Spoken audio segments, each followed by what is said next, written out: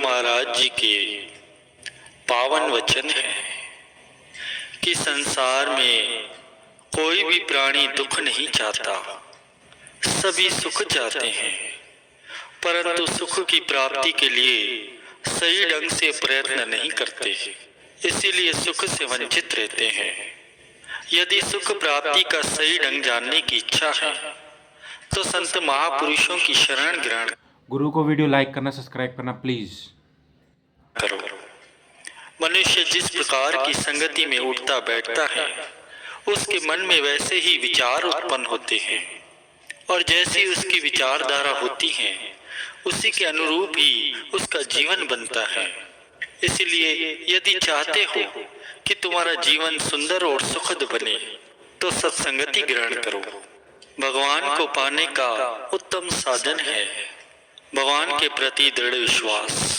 विश्वास की उत्पत्ति तो तभी होती है जब भगवान के चरणों में निश्चल प्रेम हो, और प्रेम के लिए हृदय का पवित्र और निर्मल होना अनिवार्य है। शरीर इंद्रियों के रस भोगों में सुख की आशा करना मानो मृग तृष्णा के जल से प्यास बुझाने के समान है।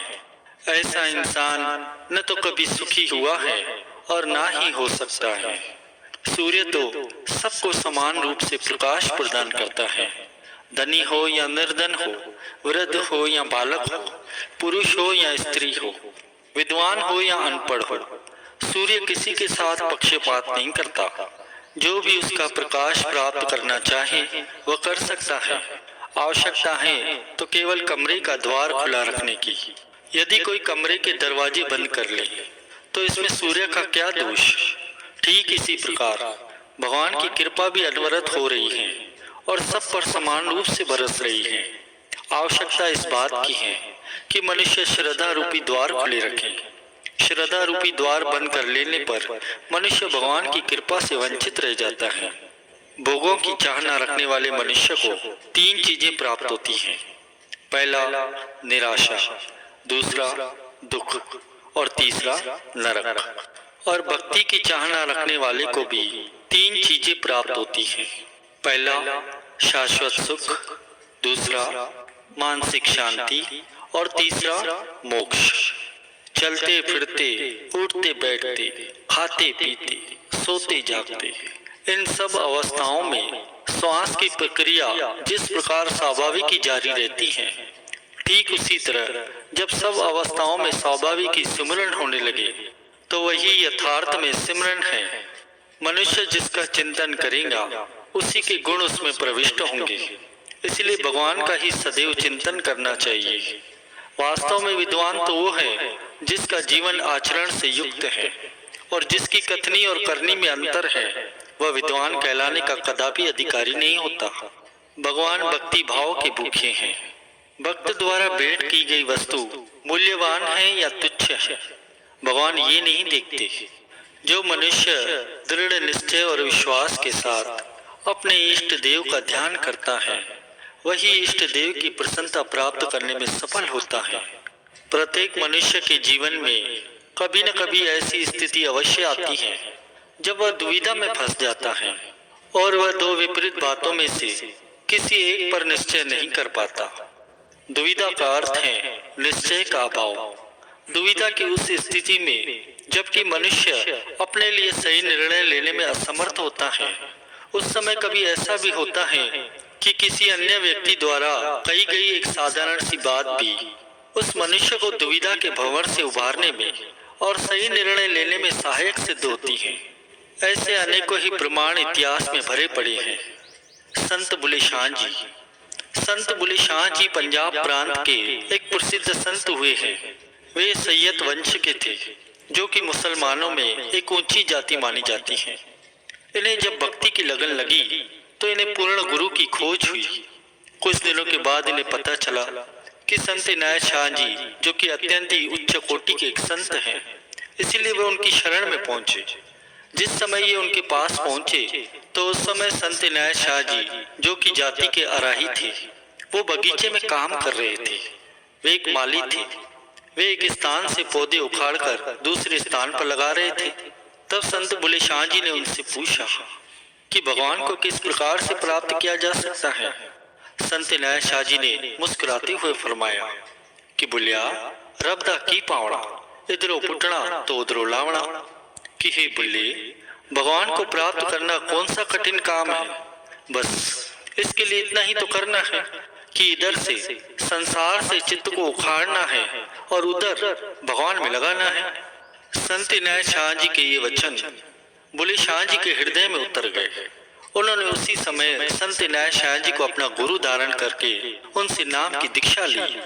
बुले शाह जी के हृदय में अपने गुरुदेव के प्रति अपार श्रद्धा थी, अपार निष्ठा थी, इसलिए वे उनकी प्रत्येक आज्ञा का पालन प्राणपण से किया करते थे और उनकी सेवा करने में अपना परम सौभाग्य मानते थे। कुछ दिनों के बाद बुले शाह जी एक दुविधा में फंस गए। हुआ यूं कि उनके संबंधी और मित्र, जितने भी उनके संबंधी और मित्र थे, सभी इस बात पर आपत्ति करने लगे और उनकी आलोचना करते कि सैयद जैसे उच्च वंश के होकर भी आपने एक छोटी जाति के अराही को गुरु धारण कर लिया और उनकी सेवा खिदमत करते हैं आप। ऐसा करके आपने वंश की सारी मान इज्जत मिट्टी में मिला दी है। यदि आपने गुरु धारण करना ही था तो किसी उच्च वंश के व्यक्ति को गुरु धारण करते, और कोई नहीं मिला आपको। बुले शाह जी को ऐसी बातें सुनकर अत्यंत ही दुख होने लगा, क्योंकि वे परमार्थ की दृष्टि रखते थे और गुरु की महानता और बड़ाई को भली भांति समझते थे। वे यह बात अच्छी तरह जानते थे कि भक्ति परमार्थ के मार्ग में जाति पाति और ऊंच नीच का कोई प्रश्न नहीं होता, और वे ये भी जानते थे कि उनके गुरुदेव अराई वंश में जन्म लेकर भी उच्च कोटि के संत हैं। फिर भी अपने संबंधियों और मित्रों का विरोध करने का उनका साहस नहीं हुआ। एक और पूर्ण गुरु की संगति और उनकी सेवा का अलभ्य लाभ था, जिसे वे किसी भी मूल्य पर छोड़ना नहीं चाहते थे। और वहीं दूसरी ओर वंश का बड़प्पन और संबंधियों के उपालंब थे, जो तीर की तरह उनके हृदय पर लगते थे। वे करें तो क्या करें? वे एक बड़ी दुविधा में फंस गए। दूसरा कोई उपाय न देखकर संबंधियों के उपालंबों से बचने के लिए वे चोरी छिपे गुरुदेव के पास जाने लगे। एक दिन की बात है, बुले शाह जी गुरु दर्शनों की चाहना से अंधेरे में उठ गए और अपनी हवेली से बाहर निकले। उन्होंने शरीर पर अत्यंत ही मूल्यवान और उज्जले वस्त्र धारण किए हुए थे। संयोगवश उसी समय झाड़ू लगाने वाली एक स्त्री सड़क की सफाई कर रही थी और उसके झाड़ू लगाने से धूल उड़ रही थी। इधर बुले शाह जी अपने ही विचारों में खोए हुए चले जा रहे थे। अब उस स्त्री ने दूर से बुले शाह जी को देखा। वो पहचान गई और उनको आवाज देकर कहने लगी कि साईं जी एक तरफ हो जाओ। बुले शाह जी चौंक उठे। इन शब्दों ने एक क्षण में ही उन्हें दुविधा के भंवर से बाहर निकाल दिया। उस स्त्री के कहने का अभिप्राय तो केवल ये था कि साईं जी धूल से आपके वस्त्र कहीं मैले न हो जाएं, इसलिए आप रास्ते के एक ओर हो जाएं। परंतु बुले शाह जी ने क्या समझा कि वह स्त्री उन्हें ये कह रही है कि एक तरफ हो जाओ, या तो संसार की तरफ या तो गुरु की तरफ। यदि संसार और मित्र संबंधियों के झूठे प्यार की चाहना है तो संसार के हो जाओ, और यदि भक्ति परमार्थ की अभिलाषा है तो गुरु के बन जाओ। उन्होंने उसी समय विचार किया कि कहाँ तो गुरुदेव की संगति और उनकी सेवा सुख शांति और मुक्ति का साधन, और कहाँ तो संसार की मोह ममता दुख अशांति और बंधन का कारण। इसीलिए किसी भी मूल्य पर मैं अपने गुरुदेव की पावन संगति को नहीं छोड़ूंगा। वे झाड़ू लगाने वाली उस स्त्री के पास गए और उन्हें आदर पूर्वक नमस्कार करते हुए कहा कि माता तुम्हारा बहुत बहुत धन्यवाद, क्योंकि तुमने आज दुविधा के भंवर से मुझे निकाला है। मैं तुम्हारा उपकार जीवन पर्यंत नहीं भूलूंगा। इतना कहकर बुले शाह जी दृढ़ निश्चय के साथ गुरुदेव की कुटिया की ओर बढ़ गए। उन्होंने मित्रों संबंधियों और उच्च कुल को सदा सदा के लिए त्याग दिया। उन्होंने बहुत ही निडरता से इस बात का प्रचार भी किया कि पूर्ण सद्गुरु चाहे कितनी छोटी जाति से क्यों न आए हो, उनका पल्ला पकड़ने से ही जीव का भव सागर से पार उतरना संभव है। उन्होंने बड़े गर्व से ये भी कहा कि सैयदपन का मान और गर्व करने वाले नरकों में जाकर दुख पाएंगे, परंतु साईं इनायत शाह जी जैसे अराही का पल्ला पकड़ने वाले आध्यात्मिक संपदा से संपन्न होंगे। जेड़ा सानू सैयद आखे दो जख मिलन सजाइया, जेड़ा सानू राई आखे बिशती पींगा पाइया। अपने गुरुदेव की प्रशंसा प्राप्त करने के लिए उन्होंने तन मन प्राण को निछावर कर दिया और अपनी सूरत को परिपूर्ण संत सद्गुरु की निर्मल प्रीत के सच्चे रंग में रंग दिया।